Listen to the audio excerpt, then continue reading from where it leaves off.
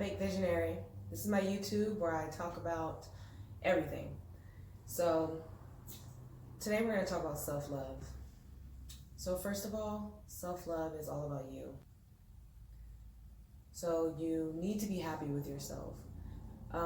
Being miserable, being negative doesn't change the outcome of things. That's something that I had to learn, is being upset, holding grudges, and just always being mad doesn't change anything. It just consumes your brain and it makes things worse for you.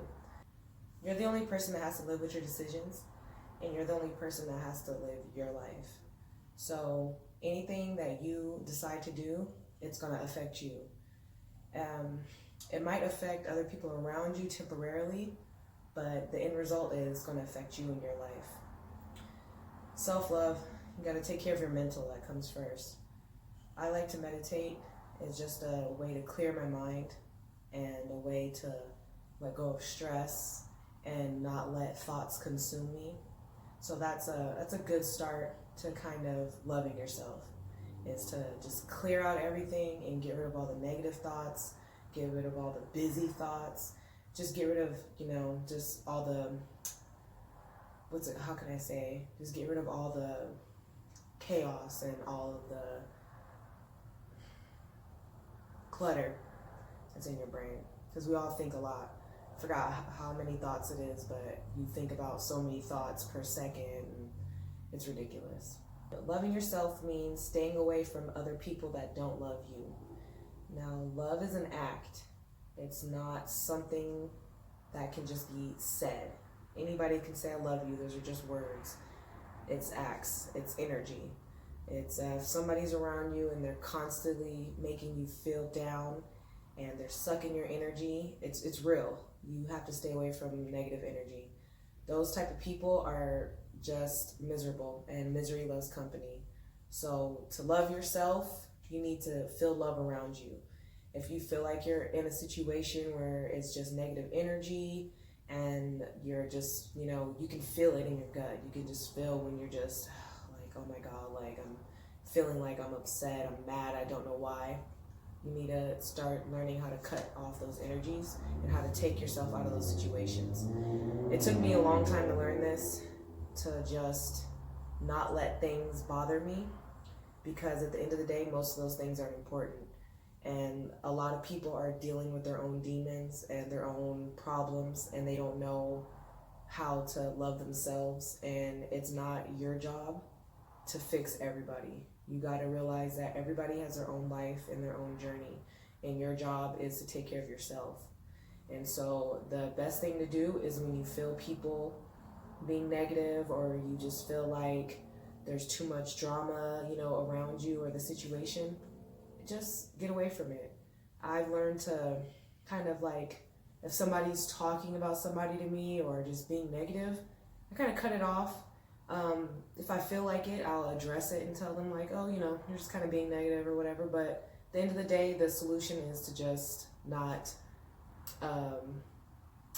indulge in it. Don't even entertain it. It's like somebody's like, oh my God, I can't believe she did this. It's like, but you just kind of got to be like, oh yeah, okay, whatever, change the subject. They keep being negative, just be like, okay, I'm gonna exit the conversation. Whatever it is, it's pretty crazy. Like, I've cut off a lot of people, and not even to like in a mean way.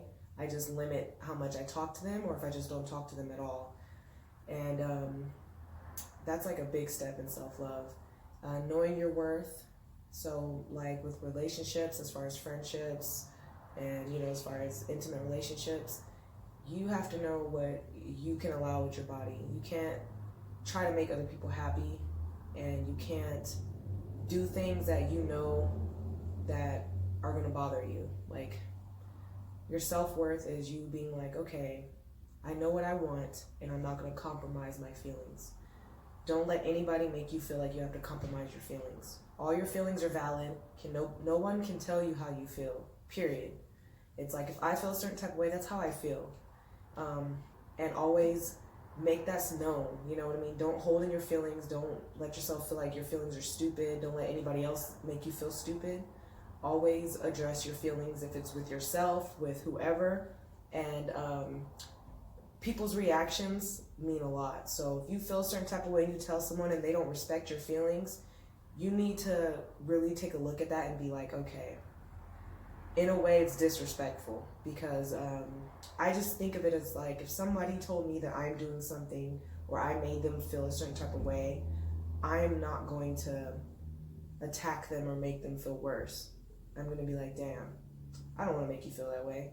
If I don't agree with it, I might say I don't agree with it, but I'm not going to argue someone's feelings, if that makes sense.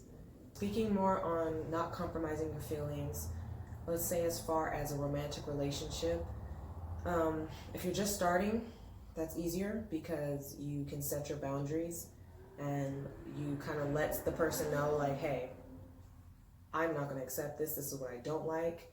This type of stuff makes me feel this way. As long as it's realistic, you can't just say some, like, I don't know, just something ridiculous like, oh, you can't eat oatmeal because I don't like that and I'm not going to talk to you. That's a little ridiculous, and that's going to make you come off as narcissistic and selfish. So it's more so of like, I don't like when, people talk down to me, whatever, something like that. And it's like, don't accept that at all. One thing I learned is when you give people chances and you speak more than you take action, people don't take you serious. And people have a habit of just keep doing the same thing over and over to you, because they're like, she's just going to keep saying it and she's not going to do anything about it, so why would I stop doing it? And it's like, you have to let it be known. You have to act on it. So if it's like, hey, like I said, it's easier when you're first starting. If you're dating someone, it's like, I don't like this. And if you see that that's the type of person they are, stop talking to them. Just don't deal with them, because people can't change for other people. So once you kind of let that be known and the person knows that and they're still doing that, they already know. So that's when you need to take your cue and just exit. Don't even put up with that. Everybody's a grown person. Well, if you're over 18, which you should be watching this, everybody knows from right from wrong. And a lot of people excuse other people, and you have to think of it as, if you know right from wrong, they know right from wrong. And people are only going to do what you allow. So if you're saying, I really don't like when you do this, I feel like you're talking down to me, and they're just like, okay, I get it. And then they just do it again. That's when you're just like, no, you can't do that. Once it's said and they don't change it, that's it. All these chances and stuff, it's not doing anything. You have to take action. I know most people notice that if you're in a relationship and you constantly say something bothers you and that person keeps doing it, once you leave that relationship after 2 years, then the person wants to change. You have to do that in the beginning. If the person really wants to be with you, they're going to cut that out quick, because they're going to realize that really affects them and I want them in my life, so I'm going to change that. And so that's how you have to think of relationships, romantically, friendships. If you have friends and they're doing something you don't like, you have to let that be known. Like, I don't like this, and you're not going to come around me with that, period. And so it's harder if you're already in a relationship. You kind of have to be very strong because you already built an attachment, and you have to let them know, like, you've been doing this and it's fucking up my well-being. Like, I don't like it. It's just making me feel like I'm not myself, and I'm done. And I almost kind of like, you have to prepare yourself. Kind of I feel like you shouldn't just do it out on a limb and just be like, I don't have nowhere to go, this and that. You really have to be like, all right, I'm going to have a talk with this person.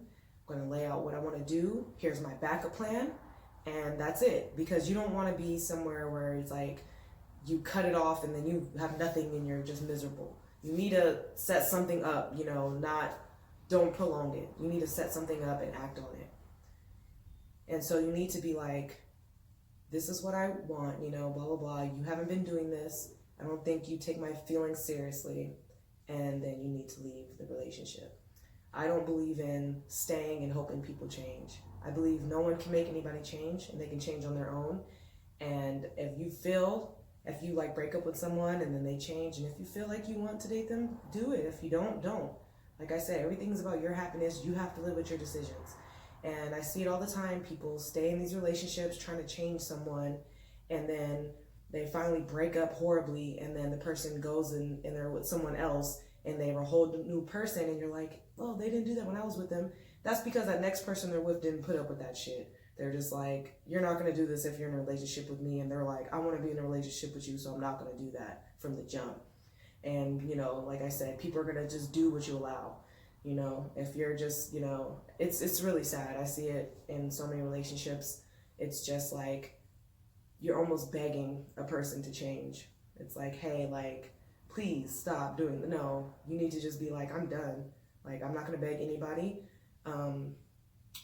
Fear is a big thing. Don't be scared. A big thing is people put in time, and like I said, they're scared that they break up, this person's going to change for the next person. And if they do, oh well. That means that you guys weren't meant to be. You can't force energies. You can't force anything. So if they break up, maybe that's what they needed so that they could change. Maybe you were holding them back and they were holding you back.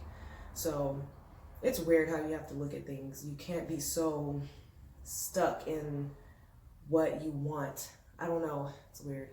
You can't be so stuck in forcing what you want.